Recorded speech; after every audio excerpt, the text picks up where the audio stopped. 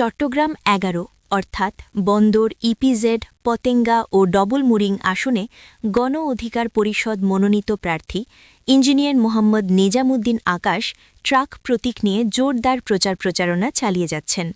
তিনি নিয়মিতভাবে বন্দর ইপিজেড পতেঙ্গা ও ডবলমুরিং এলাকার বিভিন্ন স্থানে গণসংযোগ ও সাধারণ মানুষের সঙ্গে মতবিনিময় করছেন।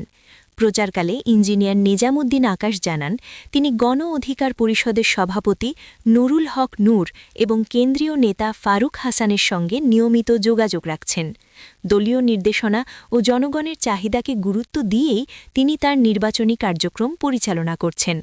তিনি বলেন, আমি জয়ী হলে ইনশাআল্লাহ জাতীয় সংসদে গিয়ে দেশের জন্য, জনগণের জন্য নির্ভয়ে কথা বলব। 12 তারিখ ট্রাকের দায়িত্ব লই, ট্রাক মার্কা ভোট দিবেন, পরবর্তী 5 বছরের দায়িত্ব আরো উড়ে দিবেন। সাধারণ মানুষের অধিকার আদায়ে সব সময় সোচ্চার থাকব। তিনি আরও বলেন, আমি এই এলাকার সন্তান, আপনাদেরই ছেলে, আপনারা আমাকে পাশে রাখুন, আমাকে দেখবেন আমি কথা দিয়ে কথা রাখব।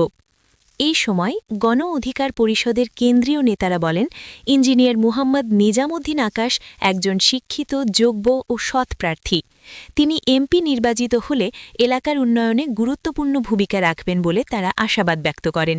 নেতারা বলেন, তিনি আপনাদের জন্য অনেক উন্নয়নমূলক কাজ করে যাবেন, এ বিষয়ে আপনারা নিশ্চিন্তে বিশ্বাস রাখতে পারেন। স্থানীয়দের মতে শিক্ষাগত যোগ্যতা, স্পষ্ট বক্তব্য ও এলাকার প্রতি দায়বদ্ধতার কারণে ইঞ্জিনিয়ার মোহাম্মদ নিজামুদ্দিন আকাশ ধীরে ধীরে ভোটারদের আস্থা অর্জন করছেন। চট্টগ্রাম ১১ আসনে তাকে একজন সম্ভাবনাময় ও শক্তিশালী প্রার্থী হিসেবে দেখছেন